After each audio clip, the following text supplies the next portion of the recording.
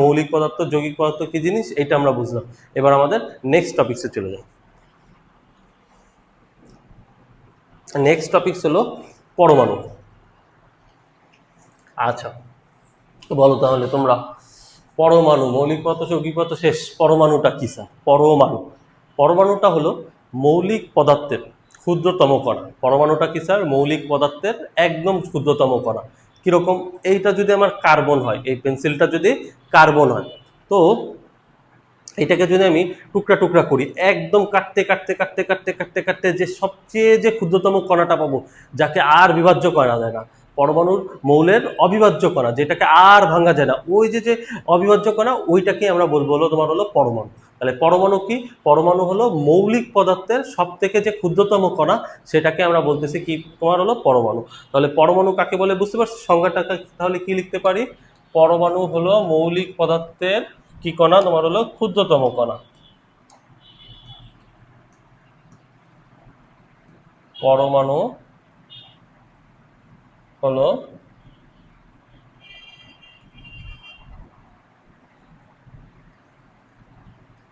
মৌলিক পদার্থের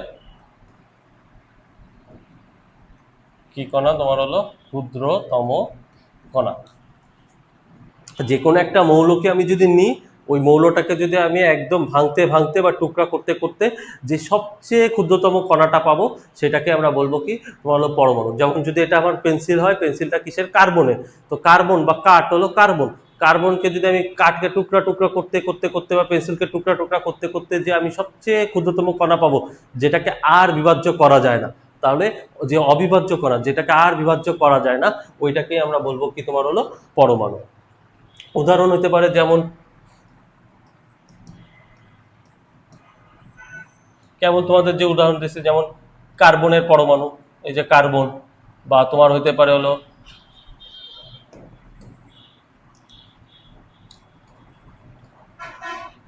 কার্বন পরমাণু, বা তোমার বলতে পারি হলো তোমার হলো হাইড্রোজেন পরমাণু, নাইট্রোজেন পরমাণু, অক্সিজেন পরমাণু।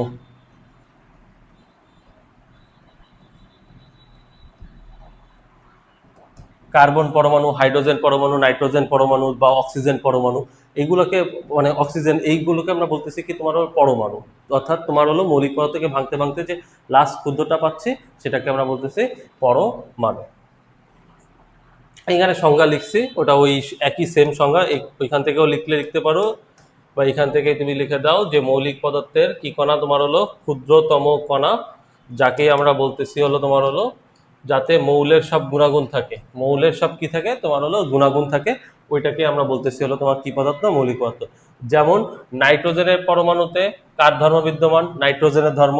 অক্সিজেনের পরমাণুতে কার ধর্ম বিদ্যমান থাকবে? অক্সিজেনের ধর্ম বিদ্যমান থাকবে। তাহলে পরমাণুটা কি বুঝতে পারছি স্যার? যে মৌলিক পদার্থের যে সবচেয়ে ক্ষুদ্রতম কণা, ওইটাকে আমরা বলতেছি কি তোমার হলো পরমাণু। দেন আমরা বলতে পরমাণুর পরে যেটা, সেটাকে আমরা বলবো হলো অণু। আমরা এখন করবো হলো তোমার হলো পরমাণু শেষ, আমরা এখন করবো হলো তোমার হলো অণু। তো অণু কাকে বলে স্যার?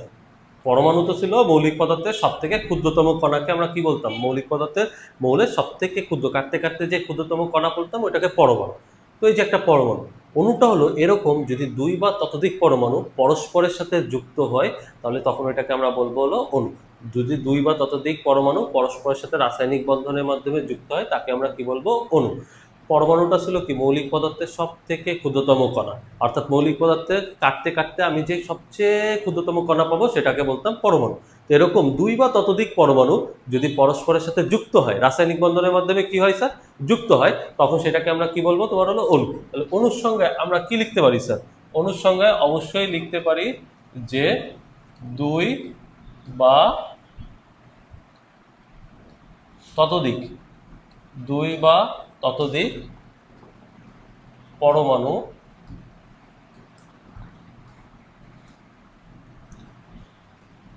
দুই বা ততোধিক পরমাণু পরস্পরের সাথে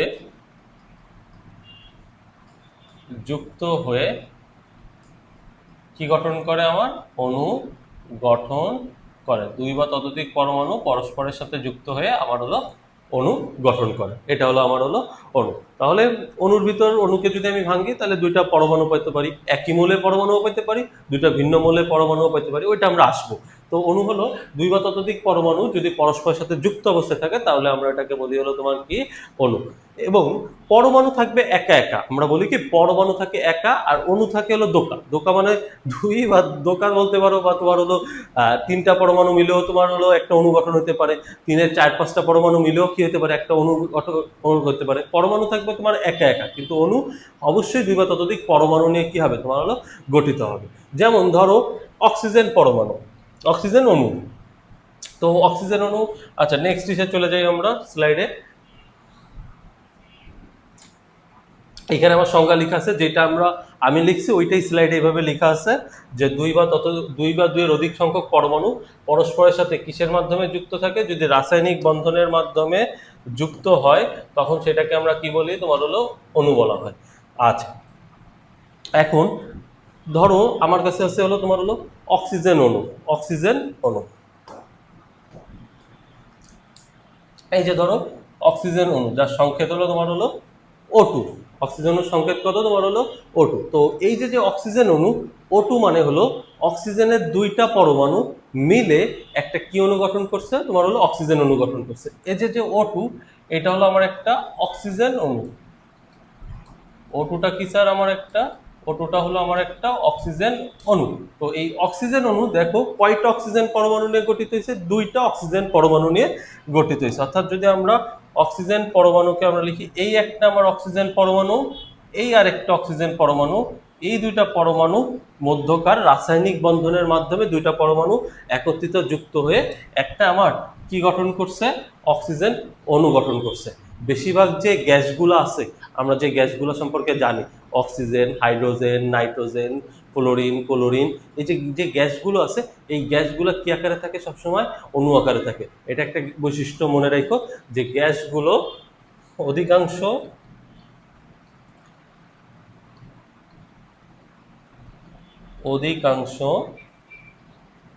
গ্যাসগুলো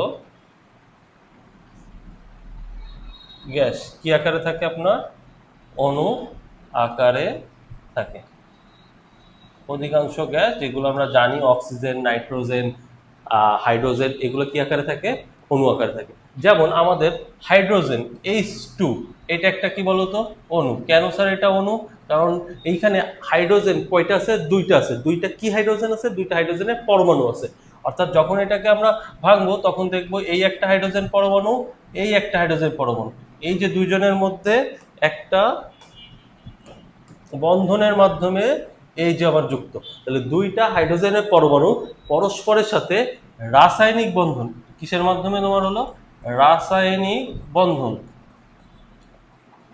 রাসায়নিক বন্ধনের মাধ্যমে যুক্ত হয়ে যে H2টা গঠন করতেছে, ওই H2টাকে আমরা বলতে পারি কি বলতো অণু। তাহলে অণু কাকে বলে বুঝতে পারছি, যে দুই বা দুইয়ের অধিক পরমাণু পরস্পরের সাথে যুক্ত হয়ে যদি একটা কি গঠন করবে, অণু গঠন করবে। হাইড্রোজেন আর হাইড্রোজেন এখানে দুটা পরমাণু। তুমি যদি বলি N2 নাইট্রোজেন N2, তাই না? তো নাইট্রোজেনকে যদি আমি ভাঙি তাহলে আমি পাবো এই দেখো নাইট্রোজেনের এই একটা তোমার হলো পরমাণু, এই একটা পরমাণু, তাদের মধ্যে একটা রাসায়নিক বন্ধনের মাধ্যমে যুক্ত হয়ে একটা নাইট্রোজেন কি গঠন করছে তোমার হলো অণু গঠন করছে। তো অণু সম্পর্কে আমরা ক্লিয়ার হইলাম যে অণু হলো তোমার হলো দুই বা ততোধিক পরমাণু পরস্পরের সাথে যদি যুক্ত হয় রাসায়নিক বন্ধনের মাধ্যমে, তাহলে যুক্ত অবস্থায় যেটা পাচ্ছি ওইটাই আমরা কি বলতেছি বলতো স্যার, ওইটাকে আমরা বলতেছি হলো তোমার হলো অণু। আচ্ছা এখন কথা হচ্ছে কি স্যার, একই মৌলেরই কি দুইটা পরমাণু পরস্পরের সাথে যুক্ত হয়ে অণু গঠন করবে? দুইটা তিনটা কি ভিন্ন ভিন্ন মৌলের পরমাণু পরস্পরের সাথে যুক্ত হয়ে অণু গঠন করতে পারে না? হ্যাঁ পারে। তো যদি এই হিসেবে অণুকে আমরা ভাগ করছিল তোমার হলো দুই ভাগে, একটাকে আমরা বলি হলো মৌলের অণু, আর একটাকে কি বলা হয় বলতো যৌগের অণু। মৌলের অণুটা কি, যদি দুই বা ততোধিক একই মৌলের পরমাণু পরস্পরের সাথে যুক্ত হয়ে যেটা গঠন করবে সেটা হলো বলবো মৌলের অণু। আর যদি দুই বা ততোধিক ভিন্ন মৌলের পরমাণু পরস্পরের সাথে যুক্ত অণু গঠন করে তখন ওইটাকে আমরা বলবো হলো তোমার হলো যৌগের অণু। তাহলে অণুকে আমরা ভাগ করতে পারি, বলতে পারি যে স্যার অণু কয় প্রকার, অণু হলো আপনার হলো দুই প্রকার। একটাকে আমরা বলি এক নাম্বারটা হলো তোমার হলো মৌলের অণু, অণু দুই প্রকার। এক নাম্বারটা হলো স্যার আপনার হলো মৌলের অণু। মৌলের অণুটা কি, যে একই পদার্থের বা একই মৌলিক পদার্থের দুই বা ততোধিক পরমাণু পরস্পরের সাথে যুক্ত হয়ে কি গঠন করবে, যে অণুটা গঠন করে সেটাকে আমরা কিসের অণু বলবো, তোমার হলো মৌলের অণু। পাশে তুমি সংজ্ঞায় এভাবে আমরা লিখতে পারি যে একই পদার্থের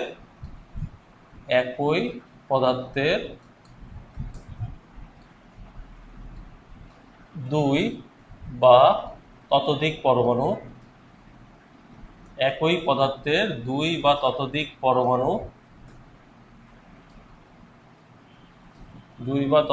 পরমাণু পরস্পরের সাথে যুক্ত হয়ে যে অণু গঠন করে, পরস্পরের সাথে যুক্ত হয়ে যে অণু গঠন করে তাকে আমরা কি অণু বলতেছি বলতো স্যার? মৌলিক অণু, অর্থাৎ মৌলের অণু। মৌলের অণু হইতে হলে একই মৌলের দুইটা পরমাণু পরস্পরের সাথে যুক্ত হয়ে যেটা গঠন করবে সেটা মৌলের অণু। এটা আমি ব্যাখ্যা করতেছি।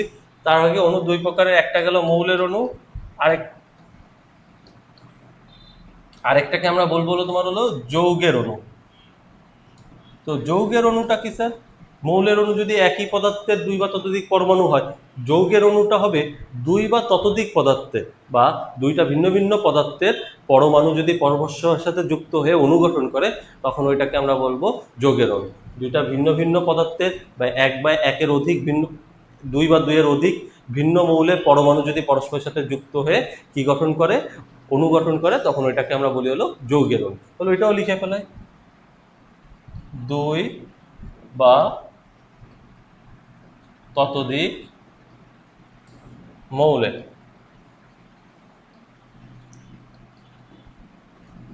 পরমাণু, দুই বা ততোধিক মৌলের পরমাণু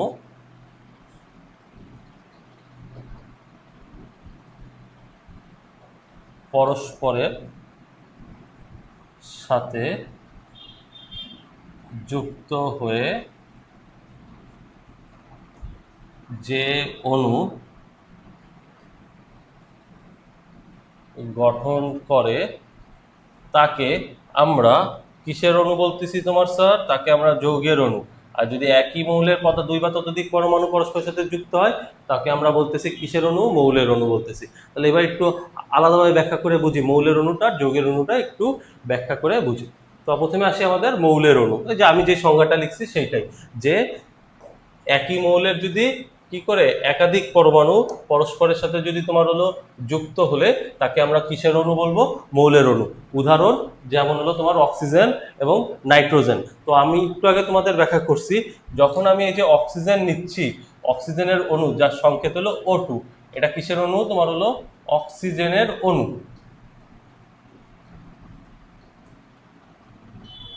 অক্সিজেনের অণু। তো এই অক্সিজেনের অণুটাকে যখন আমরা O2 মানে কি, তার মানে অক্সিজেনের কয়টা পরমাণু এখানে ইউজ হয়েছে? দুইটা।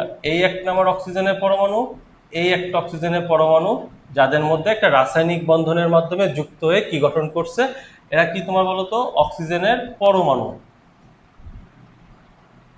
যুক্ত হয়ে অক্সিজেন অণু গঠন করছে। এখন তাহলে এই যে যে দুইটা অক্সিজেন পরমাণু যুক্ত হয়েছে, এই যে দুইটা কি ভিন্ন মৌলের পরমাণু যুক্ত হয়েছে, নাকি একই অক্সিজেন মৌলেরই দুইটা পরমাণু যুক্ত হয়েছে? দেখো তো, একই অক্সিজেন মৌলের দুইটা পরমাণু পরস্পরের সাথে যুক্ত হয়ে একটা অক্সিজেনের অণু গঠন করছে। তার মানে একই অক্সিজেনের মৌল, কিন্তু দুইটা ভিন্ন ভিন্ন মৌল না, একই মৌল। তাহলে এই জন্য এইটাকে আমরা বলি হলে, এই অণুকে আমরা বলা হয় মৌলের অণু। যেমন অক্সিজেন একটা মৌলের অণু, নাইট্রোজেন N2 মানে কয়টা নাইট্রোজেন পরমাণু নিয়ে গঠিত হয়েছে? দুইটা নাইট্রোজেন পরমাণু নিয়ে গঠিত হয়েছে। তার মানে এই যে নাইট্রোজেন, একই মৌলের কিন্তু একই নাইট্রোজেনের দুইটা পরমাণু মিলে একটা নাইট্রোজেন অণু গঠন হয়েছে। তাহলে নাইট্রোজেনটাকে আমরা কিসের অণু বলবো স্যার? মৌলের অণু বলবো। আপনাকে যদি বলা হয় হাইড্রোজেন H2 যার সংকেত, আচ্ছা এইখানে কয়টা হাইড্রোজেন পরমাণু আছে? দুইটা। এই একটা হাইড্রোজেন পরমাণু, এই একটা হাইড্রোজেন পরমাণু। তাহলে দুইটা একই মৌলের পরমাণু পরস্পরের সাথে যুক্ত হয়ে একটা হাইড্রোজেন অণু গঠন করছে। তাহলে যেহেতু একই মৌলের পরমাণু পরস্পরের সাথে যুক্ত হয়ে অণু গঠন করছে, তার মানে এইটাকে আমরা বলবো হলো মৌলের অণু। ক্লিয়ার? তাহলে মৌলের অণু সম্পর্কে, তাহলে মৌলের অণু যদি ক্লিয়ার হয়, নেক্সট যৌগের অণু বোঝাও ইজি। তাহলে যৌগের অণু, যৌগের অণু কি বলছিলাম আমি? দুই বা ততোধিক যদি ভিন্ন ভিন্ন মৌলের পরমাণু পরস্পরের সাথে যুক্ত হয় রাসায়নিক বন্ধনের মাধ্যমে, তখন এটাকে আমরা বলতেছি কিসের অণু স্যার? যৌগের অণু। যেমন এই যে ভিন্ন মৌলের, এই যে আমাদের সংজ্ঞা, ভিন্ন মৌলের পরমাণু পরস্পরের সাথে যদি যুক্ত হয় তখন আমরা বলি হলো তোমার হলো সেটাকে, ভিন্ন মৌলের পরমাণু যদি পরস্পরের সাথে যুক্ত হয় তাকে আমরা বলি হলো তোমার যৌগের অণু। উদাহরণ দেন স্যার, তাহলে জিনিসটা ক্লিয়ার হয়ে যাবে। যেমন এই যে আমাদের কার্বন ডাই অক্সাইড, পানি বা কার্বন ডাই অক্সাইড, তো দেখো এই যে যখন আমরা কার্বন ডাই অক্সাইড নিচ্ছি, কার্বন ডাই অক্সাইড কয়টা মৌল দ্বারা গঠিত? এখানে কি কি মৌল আছে? একটা আছে সি, কার্বন আছে, আর একটা আছে কি আছে তোমার হলো অক্সিজেন। তার মানে একটা কার্বনের পরমাণু হয়েছে, এবং অক্সিজেনের যে পরমাণু এটা কয়টা নিচ্ছি বলতো? দুইটা অক্সিজেনের পরমাণু। তাহলে আমরা বলতে পারি যে এক অণু কার্বন ডাই অক্সাইড গঠিত হয়েছে, এই যে কার্বন ডাই অক্সাইডের যে অণুটা, এই এক অণু যে কার্বন ডাই অক্সাইড গঠিত হয়েছে তার জন্য আপনার এক এক একটা কার্বন পরমাণু লাগছে, আর কয়টা অক্সিজেন পরমাণু লাগছে? দুইটা অক্সিজেন পরমাণু লাগছে। তাহলে কি একই মৌলের পরমাণু লাগছে, নাকি দুইটা ভিন্ন ভিন্ন মৌলের? একটা কার্বন পরমাণু আর একটা কার্বন লাগছে, আর কয়টা অক্সিজেন পরমাণু লাগছে? দুইটা অক্সিজেন পরমাণু লাগছে। তাহলে এই যে কার্বন ডাই অক্সাইডের একটা অণু গঠন হয়েছে, যেখানে কয়টা মৌল লাগছে বা কয়টা মৌলের পরমাণু লাগছে? দুইটা মৌলের। একটা লাগছে আপনার কার্বনের পরমাণু, আর আরেকটা কিসের লাগছে? অক্সিজেনের পরমাণু। অক্সিজেনের পরমাণু কয়টা নিচ্ছি? দুইটা নিচ্ছি। এই দুইটা নিয়ে আমার একটা কি গঠন করছে? একটা কার্বন ডাই অক্সাইডের অণু গঠন করছে। তাহলে আমার এইখানে দুই বা ততোধিক সংজ্ঞায় কি আসছে? দুই বা ততোধিক ভিন্ন মৌলের, এই যে দুইটা ভিন্ন মৌলের, একটা অক্সিজেন একটা কার্বন, দুইটা ভিন্ন মৌলের পরমাণু পরস্পরের সাথে যুক্ত হয়ে একটা অণু গঠন করছে। তাহলে যে অণুটা গঠন করছে এই অণুটাকে আমরা কিসের অণু বলবো স্যার? যৌগের অণু বলবো। তাহলে মৌলের অণু কি আর যৌগের অণু কি বুঝতে পারছি? ওকে, মৌলের অণু যৌগের অণু তো গেল। যেমন H2O,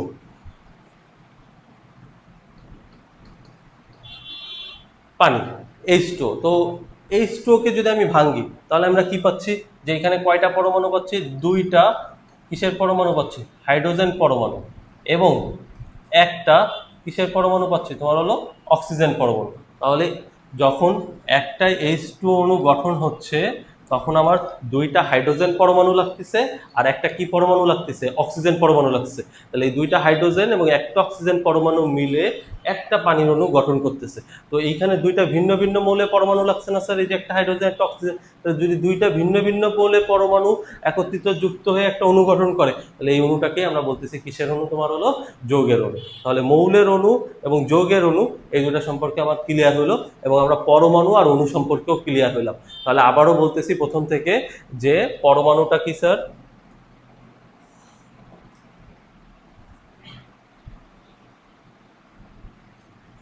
পরমাণু। তো আমরা আবারও বলতেছি পরমাণুটা কি? পরমাণুটা হলো মৌলিক পদার্থের সব থেকে ক্ষুদ্রতম কণাকে আমরা বলতেছি হলো তোমার হলো পরমাণু। অর্থাৎ কোনো মৌলিক পদার্থকে যদি আমি, কোনো একটা মৌলকে যদি আমি সব থেকে কাটতে কাটতে যদি সবচেয়ে ক্ষুদ্র অংশে চলে যাই, সবচেয়ে ক্ষুদ্র অংশে যে জিনিসটা পাবো সেটাকে আমরা বলতেছি হলো তোমার হলো পরমাণু। তো যেমন অক্সিজেন, কার্বন ডাইঅক্সাইড, নাইট্রোজেন, যে কোনো মৌল সেটাই হবে তোর পরমাণু। অক্সিজেনের পরমাণুতে অক্সিজেনের ধর্ম বিদ্যমান, নাইট্রোজেনের পরমাণুতে নাইট্রোজেনের ধর্ম বিদ্যমান। আচ্ছা, তো এরকম পরমাণু অনেক আছে। এরকম পরমাণু কি দুইটা দুইটা পরমাণু পরস্পরের সাথে যুক্ত হতে পারে না? অবশ্যই পারে। এই যে দুইটা পরমাণু যদি পরস্পরের সাথে যুক্ত হয় তখন যেটা গঠন করে ওইটাকে আমরা বলতেছি হলো অণু। দুইটা না, দুই বা দুইয়ের অধিকও হইতে পারে। যেমন আমরা ক্যালসিয়াম কার্বনেট, এই যে যে তোমাদের চকের সংকেত দেখছিলাম ক্যালসিয়াম কার্বনেট CaCO3, তো আমরা তোমাদের বলতে পারে যে এই ক্যালসিয়াম কার্বনেটের টোটাল কয়টা পরমাণু আছে? ক্যালসিয়াম কার্বনেটের টোটাল কয়টা পরমাণু নিয়ে এই ক্যালসিয়াম কার্বনেটের একটা অণু গঠন করছে? এই ক্যালসিয়াম কার্বনেটের টোটাল কয়টা পরমাণু নিয়ে, মানে ক্যালসিয়াম কার্বনেট টোটাল কয়টা পরমাণু আছে যেটা দিয়ে একটা ক্যালসিয়াম কার্বনেটের কি গঠন করছে? অণু গঠন করছে। তো আসি দেখি আমরা কি কি আছে। এই ক্যালসিয়াম কার্বনেটে একটা ক্যালসিয়াম আছে, একটা কার্বন পরমাণু আছে, আর তিনটা কি পরমাণু আছে বলতো? অক্সিজেন পরমাণু আছে। তাহলে টোটাল এই ক্যালসিয়াম কার্বনেটে টোটাল কয়টা পরমাণু আছে? টোটাল 5টা পরমাণু আছে। অর্থাৎ এই ক্যালসিয়াম একটা, কার্বন একটা, দুইটা, আর অক্সিজেন তিনটা। তার মানে আমার এই একটা ক্যালসিয়াম কার্বনেট কয়টা পরমাণু নিয়ে গঠিত? 5টা পরমাণু নিয়ে গঠিত। তাহলে এই যে 5টা পরমাণু নিয়ে এই যে 5টা পরমাণু যে রাসায়নিক বন্ধনের মাধ্যমে যে যুক্ত আছে, যুক্ত থেকে যে ক্যালসিয়াম কার্বনেটটা গঠন করতেছে, ওইটাকেই আমরা কেমিস্ট্রি ভাষায় বলতেছি স্যার কি? অণু। তাহলে অণু কাকে বলে? 2 বা ততোধিক পরমাণু যদি পরস্পরের সাথে রাসায়নিক বন্ধনের মাধ্যমে যুক্ত থাকে, কিসের মাধ্যমে স্যার? রাসায়নিক বন্ধনের মাধ্যমে যুক্ত থাকে, তখন সেটাকে আমরা কি বলতেছি? তোমার হলো অণু। যার তোমার ব্যাখ্যা আমরা দিলাম যে অক্সিজেন পরমাণু অণুতে 2টা অক্সিজেন পরমাণু, হাইড্রোজেন পরমাণু অণুতে 2টা হাইড্রোজেন পরমাণু, নাইট্রোজেন অণুতে 2টা নাইট্রোজেন পরমাণু নিয়ে গঠিত। আবার মৌলের অণু আর যৌগের অণুও বুঝাইলাম যে মৌলের অণু হইতে গেলে তোমার হলো একই মৌলের 2 বা ততোধিক পরমাণু হইতে হবে, আর যদি তোমার যৌগের অণু হইতে হয় তাহলে তোমার হলো 2 বা ততোধিক মৌলের ভিন্ন ভিন্ন পরমাণু যদি যুক্ত হয়, তাহলে ওইটাকে আমরা কিসের অণু বলতেছি? যৌগের অণু বলতে পারতেছি। তাহলে আশা করি আমরা পরমাণু আর অণু সম্পর্কে ক্লিয়ার হলাম যে পরমাণু আর অণু। তাহলে এবার চলে আসি পরমাণু আর অণুর যদি পার্থক্য আসে তাহলে আমরা কি লিখবো? পার্থক্য যদি আসে তাহলে কি লিখবো? তাহলে পার্থক্যটা লিখে ফেলাই।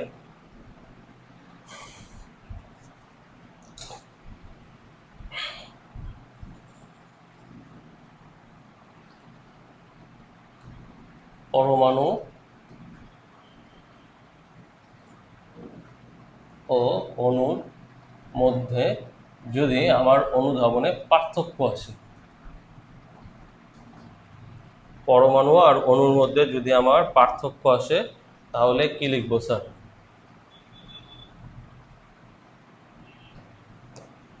পরমাণু আর অণুর মধ্যে পার্থক্য।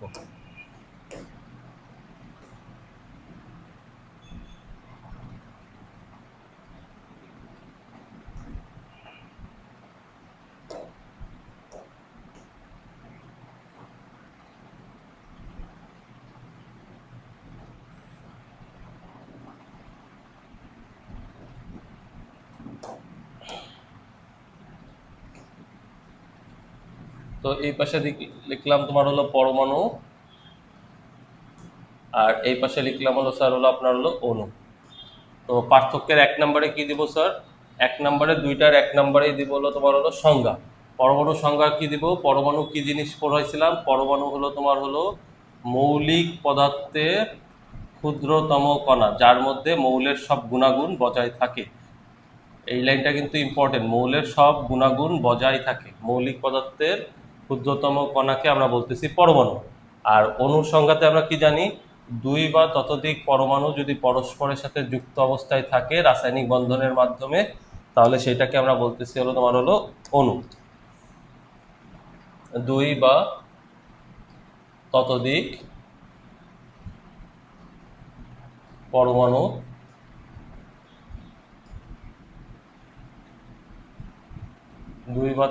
পরমাণু পরস্পরের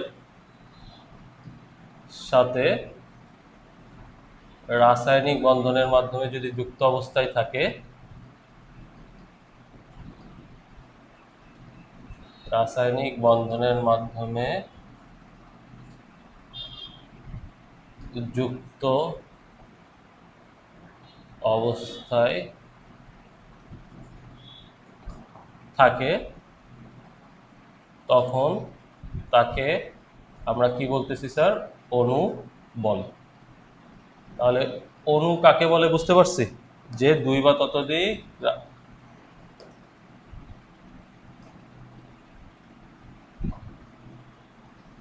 বা ততোধিক পরমাণু যদি পরস্পরের সাথে রাসায়নিক বন্ধনের মাঝে যুক্ত থাকে তাকে আমরা বলতেছি অণু। তাহলে 1 নম্বরে আমরা দিব এই সংজ্ঞাটা। এরপরে 2 নম্বরে কি করব? যে পরমাণুকে কি আর বিভাজ্য করা যায়? অবশ্যই না। পরমাণুকে আর বিভাজ্য করা যায় না, কারণ পরমাণুই তো মৌলিক পদার্থের সমান ক্ষুদ্রতম কণা। তাহলে যদি মৌলিক পদার্থের সবচেয়ে ক্ষুদ্রতম কণা হয়, অবশ্যই এটাকে আর বিভাজ্য করা যাবে না। 2 নম্বর হলো অণুকে অবশ্যই কি করা যায়? অণুকে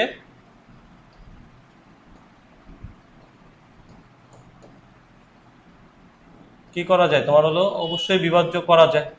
এবং অণুকে যদি আমি ভাঙি তাহলে কি পাবো? অণুকে ভাঙলে 2 বা ততোধিক মৌলের পরমাণু পেতে পারি, আবার একই মৌলের কি পেতে পারি? পরমাণু পেতে পারি। যদি একই মৌলের পরমাণু পাই, একটা অণুকে ভাঙলে যদি একই মৌলের পরমাণু দিয়ে গঠিত হয় তাহলে ওইটাকে মৌলের অণু বলি, আর একটা অণুকে ভাঙে যদি দেখি যে 2 বা ততোধিক মৌলের পরমাণু নিয়ে গঠিত তাহলে ওইটাকে আমরা কিসের অণু বলবো?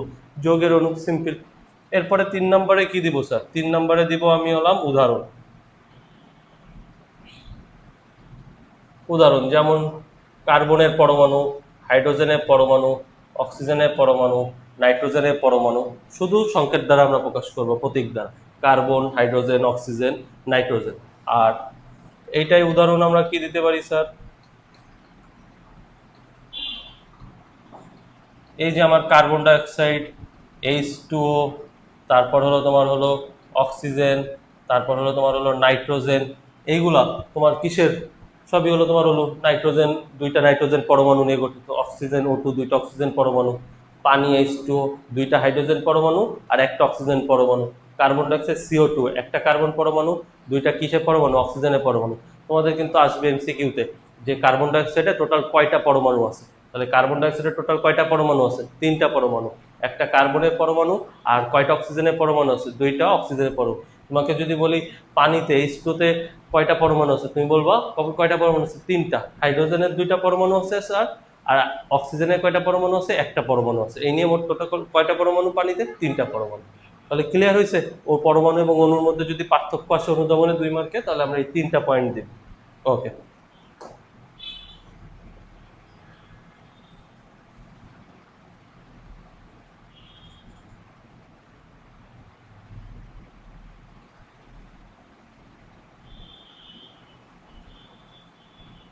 তাহলে এই 3টা পয়েন্ট হলো আমার পরমাণু অণু।